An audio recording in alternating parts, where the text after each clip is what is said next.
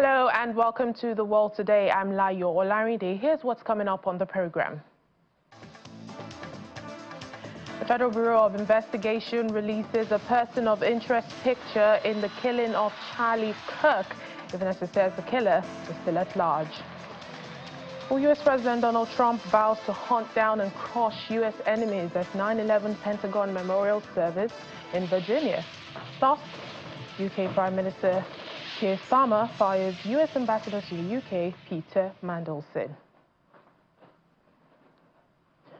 Welcome once again to the program. The U.S. is in mourning as Charlie Kirk, a prominent conservative activist and ally of U.S. President Donald Trump, was fatally shot while speaking at a Utah Valley University on Wednesday.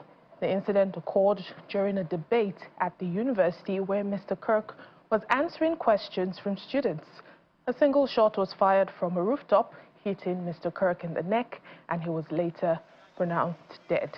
The FBI, Federal Bureau of Investigations, who is leading the investigation with assistance from the Utah Department of Public Safety and local authorities, say the killer is still at large, but they have released a person of interest picture. They've also found a high-powered rifle and saying they've tracked the movements of the suspected gunman. The FBI in Salt Lake City released the pictures external of a person of interest in the shooting of Charlie Kirk. They are asking for the public's help in identifying the person. And this picture is one of the first images law enforcement has released of an individual they believe may be involved in Kirk's death. The FBI also says they have good video footage of the gunman, but are not releasing that yet to the public. Mr. Kirk, who founded the conservative group Turning Point USA at age 18, was a close ally of President Trump and his family.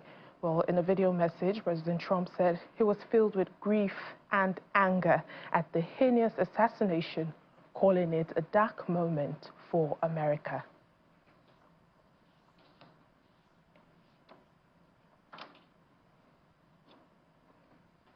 Well, President Trump has said that he will be awarding Charlie Kirk posthumously with the Presidential Medal of Freedom, the highest honor that a civilian can be awarded in the U.S.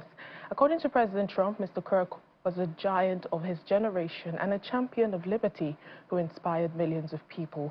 He made the announcement as he addressed a 9/11 memorial service at the Pentagon in Arlington, Virginia. President Trump and the First Lady, Melania Trump, and other officials commemorated the 24th year anniversary of 4 coordinated Islamist terrorist suicide attacks by Al-Qaeda against the United States back in 2001. During his address, President Trump also warned that if anyone attacks the United States of America, the U.S. will hunt them down and crush them without mercy. We want everything before that and in between. And then we decided to change the name. Well, now we have it back to where we all want it. Everybody wanted it. Everybody is so happy to have it back.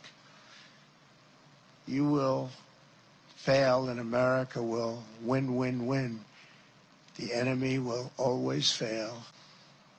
In the years that followed, America's warriors avenged our fallen and sent an unmistakable message to every enemy around the world. If you attack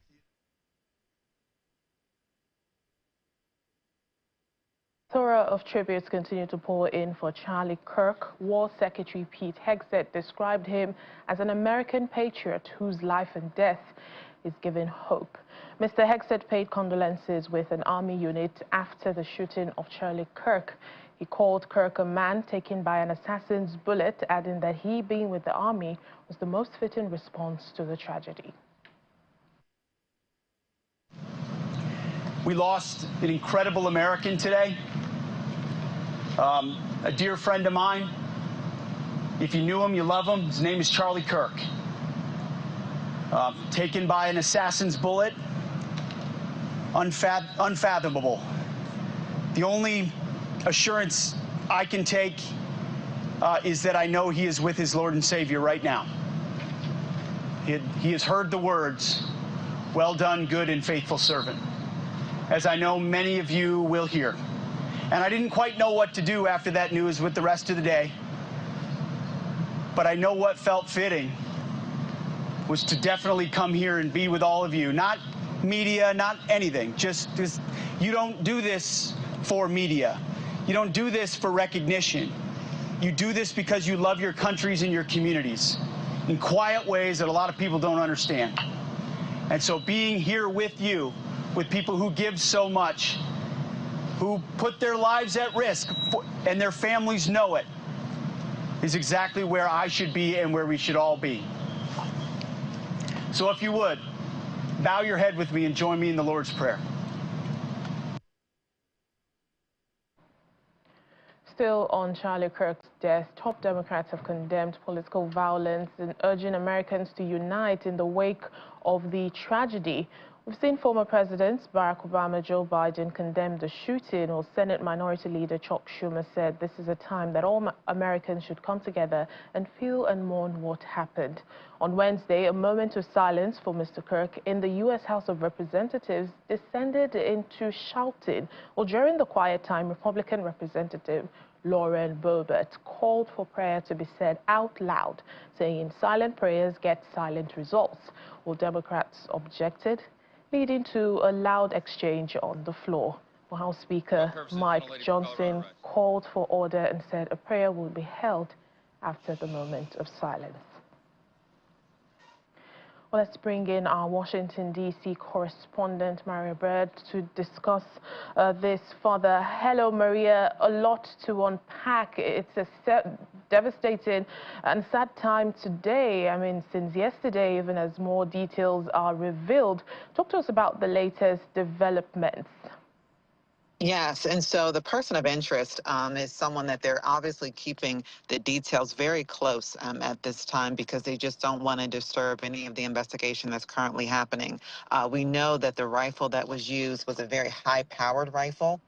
As it relates to this specific incident, this was a bolt-action rifle, and so obviously at the point of the rifle going off, the direct hit was to Mr. Charlie, and it's been very clear that once the shot hit him, it was almost a deadly shot at that moment. And so the police, law enforcement are investigating further, trying to really understand the true motive to this.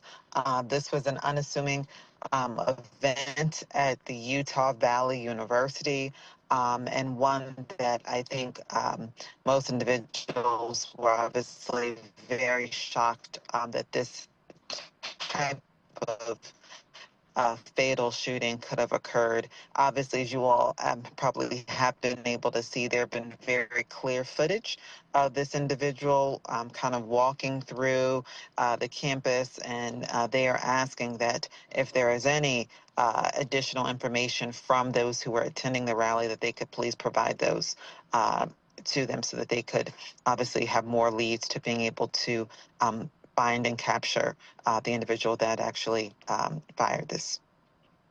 Yes, and talking about, the event where this unfortunate tragedy occurred, the Utah Valley University, so many questions, Maria. Well, for one, how did the shooter, gain access to the rooftop?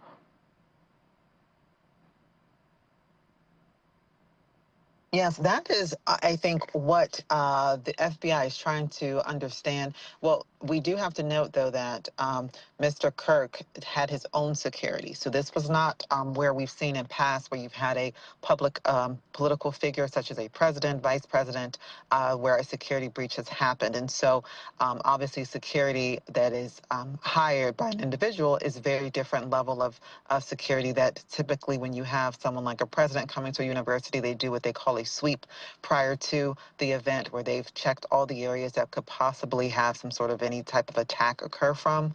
And so that's really one of the questions too. Is there any sweep done by the police of the university? The police of the university obviously were not, they were obviously making sure that the rally was one that stayed within control.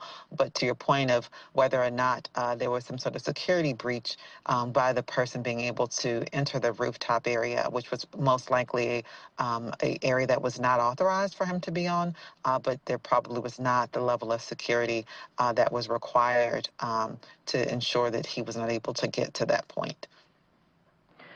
Let's talk about the late Charlie Kirk now. At 31 years old, he had even been a controversial figure, in the U.S. How will he, be remembered now by people, his family, and those who knew and loved him?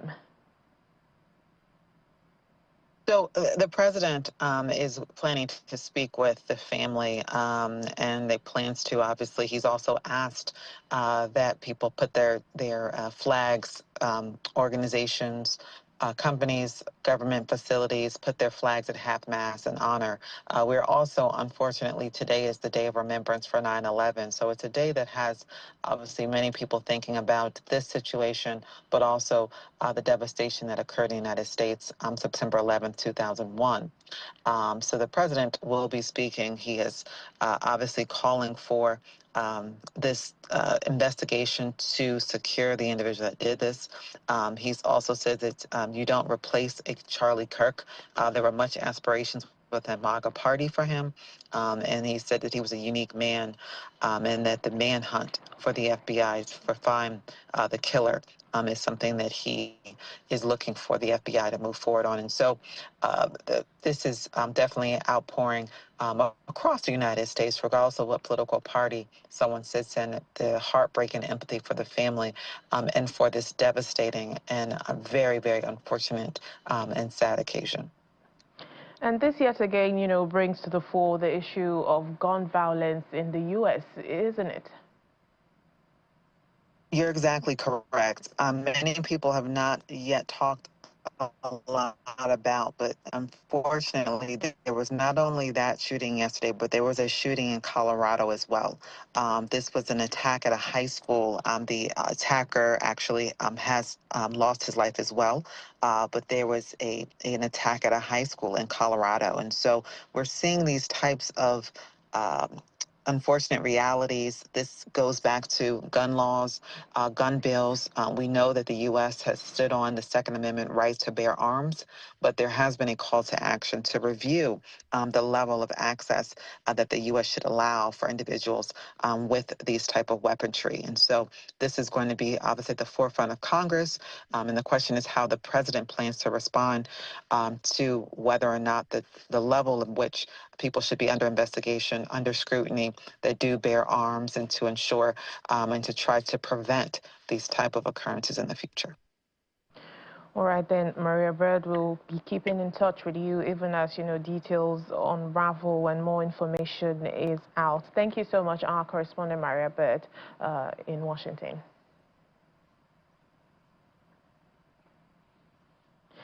Prime Minister of the United Kingdom, Keir Starmer, has sacked Peter Mandelson as the United Kingdom's ambassador to the U.S., and this is coming after emails revealed his close relationship with the late Jeffrey Epstein. The UK Foreign Office says new information shows the depth and extent of his ties to the late convicted pedophile, which were materially different from what was known at the time of Mr. Mandelson's appointment. Well, just hours before, Sir Keir Starmer had defended Mr. Mandelson during the Prime Minister's questions. However, emails released in the U.S. included one where the former UK ambassador to the U.S. referred to Epstein as his best pal, and with warnings that more embarrassing files would be published. Mr. Mandelson served as a key link between Mr. Keir Starmer and President Donald Trump during a crucial time for U.S.-UK diplomacy. Mr. Speaker, in light of additional information in emails written by Peter Mandelson, the Prime Minister has asked the Foreign Secretary to withdraw him as ambassador to the United States. The emails show, Mr. Speaker, that the depth and extent of Lord Mandelson's relationship with Jeffrey Epstein is materially different from that known at the time of his appointment.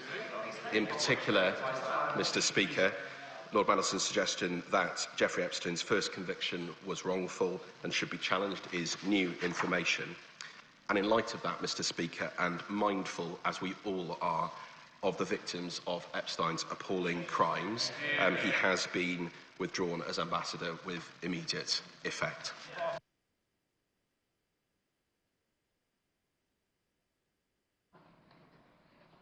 Nigeria's presence at the upcoming G20 summit in South Africa is important as Africa needs visible voices at the global event. Well, this comment was made by Nigeria's acting High Commissioner to South Africa, Alexander Temitope Ajayi, as he answered questions from the MTN Media Innovation Program Cohort 4 during their study visit to South Africa. He says Africa needs representation at the event, similar to that of countries in Europe, despite the presence of the European Union. He wanted Nigeria to be the second African country in the G20, and he put it as a challenge to the president of South Africa. And reacting to that, the president of South Africa mentioned that South Africa will do everything possible to support Nigerian being. What are we bringing? We are bringing a lot. You will recall that we recently rebased our economy, and that has also brought in some fundamentals that were outside the competition of our GDP before into the GDP. And many of you reported that it has now increased the size of our economy by 30%. You understand? And when you look at that's one key area that gives us a kind of green light to the G20 because we are doing something on the economy.